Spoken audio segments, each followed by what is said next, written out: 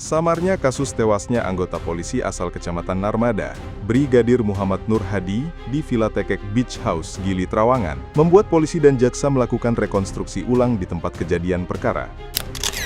Belum ada satupun dari tersangka yang mengaku mengetahui peristiwa kematian tersebut. Pengungkapan kasus ini tetap dilakukan dengan menggunakan keterangan dari para ahli. Dalam rekonstruksi yang dilakukan di sejumlah lokasi, para tersangka memeragakan 88 adegan yang mengungkap sejumlah fakta baru.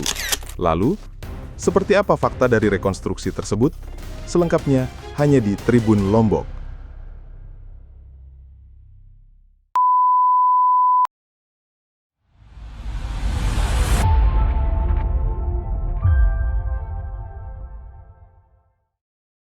Nah, hari ini kita lakukan rekonstruksi bersama dengan Jaksa Penuntut Umum yang didampingi oleh Pak Aspidum, dan dari pengacara tersangka juga ada hadir, dan kita melaksanakan beberapa adegan dan beberapa lokasi.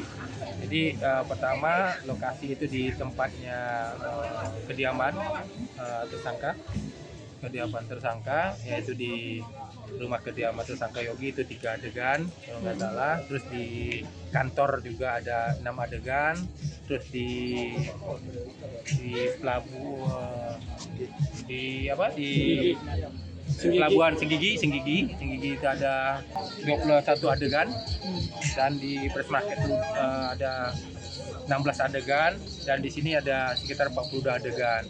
Nah, dari adegan tersebut yang menjadi kunci adalah di adegan yang 42 adegan ini terkait dengan bagaimana peristiwa itu tergambar, terkait dengan bagaimana peristiwa itu terjadi. Ini yang sudah memberikan sedikit gambaran kepada kita bagaimana almarhum itu sampai meninggal dunia ditemukan di lokasi. Mungkin dia yang saya sampaikan. Adegan keberapa Pak itu yang ketika ada cekikan dan kemudian menyebabkan Nur Hadi meninggal? Di adegan pada saat kalau dilihat dari rangkaian CCTV di adegan saya nggak tepat waktunya, tapi di sekitar antara jam 17.59 sampai ke jam 20. Itu di adegan sekitar itu. Jadi ini masih kita dalami lagi berdasarkan hasil rekonstruksi, nanti kami sampaikan. Pemukulan dan lain-lain. Kalau kita kan berdasarkan keterangan ahli forensik, keterangan ahli bela diri, karena di dalam itu ada orang 3, berarti 3 itu yang kita duga pelakunya. Tetapi yang lebih berat melakukan ada 2 orang, Kompol Yogi dan Aida Haris. Ya, ini akan kita sudah gambar kedua itulah. Kita 2 itu udah pasti, karena kan memang mereka ada yang di sana pada saat itu. Kan CCTV nggak ada, jadi keterangan. Jadi kita rekonstruksi ini, karena kan para tersangka tidak mengakui perbuatannya. Rekonstruksi ini kita berdasarkan dari ahli, ya kan, ahli forensik. Nah, disampaikan dengan petunjuk dari Jaksa Penuntut Umum. Coba kita lihat bagaimana akibat yang timbulkannya dari segi bela diri. Apa sih teknik yang bisa, ataupun akibat pukulan apa sih? Apakah teknik bagaimana bisa orang ini kok bisa patah pangkal tulang lidah dan patah tulang belakang leher. Nah, kita perdalam dengan ahli bela diri. Nah, tadi dihadirkan juga ahli bela diri mempraktekkan bagaimana bisa patah pangkal tulang lidah, teknik seperti apa yang disampaikan, dan teknik bagaimana bisa sampai tulang patah tulang leher, itu juga kita hadirkan tadi. Cekikan sama pukulan itu yang disampaikan. Oke. Penerapan pasal apa pitingan gitu. Kalau cekikan beda kan gitu ya. Pak, dengan diduga di fitting dan Pak korban. Iya, dari hasil bela diri ada ahli ya. Jadi keterangan ahli ya. Yang menyebabkan patah tulang lidah itu. Ya, gitu. Pak, dengan mengerucutnya kedua orang ini, apakah penerapan pasal pembunuhan tetap kepada 3-tiganya atau bagaimana, Pak? Iya, tetap. Kan ada yang turut serta, ada yang ikut melakukan, ada yang melaku utama. Ya, kita tetapkan semua. Gitu. Kalau bisa mukul juga jadinya, Pak. Nah, kita nanti dalam lagi kita. Ya, jadi ditambahkan kita semua. Sama rata berarti penambahan pasal. Iya. Tapi Pak Dir tadi kan tadi disebut jelas secara spesifik siapa pelakunya. Ya 2 itu yang ada di sana. Ya maksud saya yang utama gitu yang melakukan penganiayaan. Nanti kita dalam lagi lah. Kita dalam nanti. Bukan berarti polisi tidak mengantongi namanya kan? Atau dua-duanya Pak? Ya 2 itu pelaku utama. Dua-duanya pelaku utama. Iya. Ya, motifnya Pak. Ya. Kalau motifnya Pak Dir, belum ada Tidak harus ada motif sebenarnya, kan kita bisa. Ya masa tiba-tiba dia mukul itu Pak gimana maksudnya? Hah? Tanpa Tiba-tiba dia ada mukul. Tanpa ada alasan. asap. Ya nanti kita dalami kalau itu kan kita dalami. Asas Tidak harus mesti ada motif. Hah? Asas kausalitasnya gimana? Nanti kita itu tergantung nanti kita kan proses pembuktiannya kan kita nanti. Pak, ada kekerasan seksual nggak yang terjadi dari adegan Kalau itu? udah disampaikan waktu itu enggak ada. Enggak. Kita sudah ada ini ada video, iya. Izin saya untuk menekankan saja. Di Apa? situ ada bekas jaguar. Oh, udah dia bisa udah. Cincin jadi siapa kita- Pak itu Pak? Ya. Cincin siapa Karena Pak? ada dua kan yang suka pakai cincin itu siapa? Ya sudah kan udah tahu lah nanti gitu. Siapa? Ya, salah satu orang. Salah satu. Salah satu. Satu aja, Siapa satu Pak aja. itu Pak? Cincin. Iya. Siapa Pak yang pakai Ya cincin? nanti lah Nanti kalau nanti dah kan sidang Kan nanti sudah ada dibuktikan. beberapa fotonya. Ya kan kalian tahu kan dua orang itu siapa lah. Pak, Bapak Udah tahu tahu. ya? Siapa? Dari salah satu daripada terduga. Pak harus pengguna jelas itulah. siapa yang menggunakan cincin itu karena biar tidak menjadi Ya salah satu dari asumsi. pelaku dan saat ini cincin sudah kita amankan. Siapa yang punya Pak? Daha atau kumpul yogi? Nah itulah jauh sejauh itu. Pak Tidak ada. Ya. Oke. Itu cincin api atau Haji atau YG Pak? Cincin bukan cincin. Pak yang biasa. jelasnya siapa yang punya cincin itu YG atau HC? Iya itu yang punya cincin itu. Iya. Siapa, Iya Pak? itu. Aceh, oke. Aceh. Bentar Pak, HC Udah atau YG? Ahli bela diri itu tidak mungkin dilakukan oleh orang yang tidak pernah dilakukan bela diri. Nah bahasanya tadi dia kenal dengan Haris Ibda Hace, dia kenal dengan Ibda Hace, kakaknya juga karate. Ya ya. Apakah akan mengarah ke situ juga?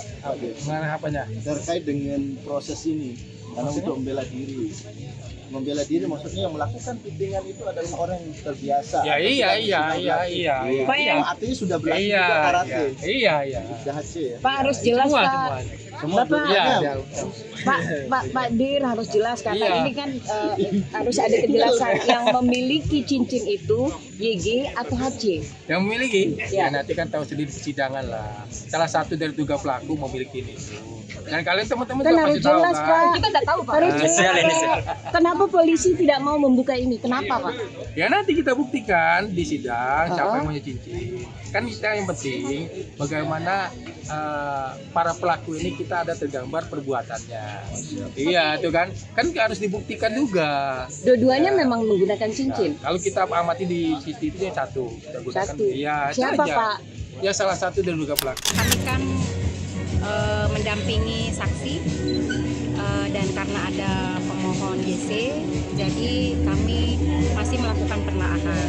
Ya, kami belum memutuskan posisi soal JC itu karena kami masih menunggu juga hasil psikolog forensik dan juga hasil beberapa temuan-temuan. Jadi kami belum bisa menyampaikan pendapat dan hasilnya gitu. Kalau pada hari ini kami ikut rekonstruksi karena memang dari awal kami masukkan kami sudah menyampaikan ke Polda bahwa ada permohonan JC dan kami minta dibuka ruang yang seluas-luasnya sehingga kemudian kami diundang untuk juga ikut dalam rekonstruksi. Itu aja.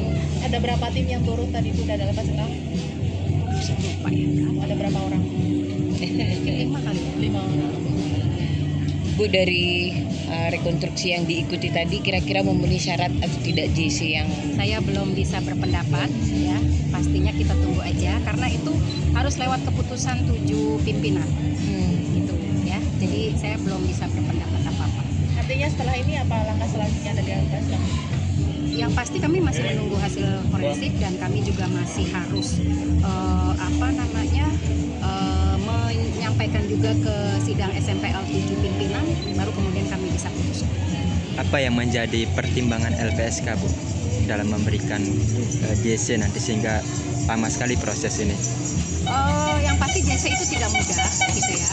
Kenapa? Karena justice kolaborator itu kan bukan hanya mengungkap satu peristiwa pidana dan keterangannya bukan hanya untuk diri sendiri tapi mengungkap peristiwa yang sebenar-benarnya dan terang-terangnya gitu ya. Kalau misalnya memang dia kaitannya dengan pembunuhan berarti kan dia harus lebih tahu lah setidaknya peristiwa itu terjadi seperti apa kan gitu. Nah kemudian sesuai dengan Undang-Undang 31 2014 ya, saksi pelaku yang bekerja sama itu kan juga harus dicek sifat pentingnya keterangan gitu ya, lalu kemudian juga hasil dari psikolog yang memang kita ajukan gitu. Jadi ada beberapa pertimbangan dan kita juga harus mengecek beberapa alat bukti yang lain yang bisa mendukung keterangannya si pemohon JC.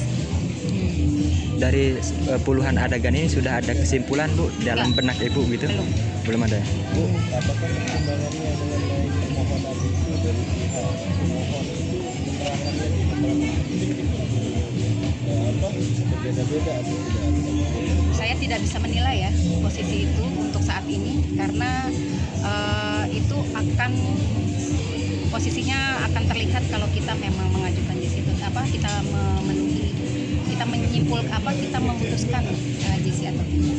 Saya tidak berani memberikan penilaian itu. Jadi akan dibicarakan lebih lanjut. Betul. Karena kami kan komprehensif ya, harus melihat keputusan memberikan JC itu harus dilihat dari berbagai sudut. Tapi kalau melihat konteksnya setelah adanya rekonstruksi dari awal, Saya tidak mau menyimpulkan ada korban meninggal. Terus sedangkan pelakunya kan awalnya kan belum jelas. Nah, tadi setelah rekon sudah mulai mengkerucut. mengkerucutnya tiga-tiganya Ya, atau yang disampaikan Pak Dir tadi. harus ada satu orang fokus atau dua orang fokus? Yang disampaikan Pak Dir tadi ada 2 Pak, orang. kalau dari kejaksaan ini siapa yang memiliki cincin itu, Pak?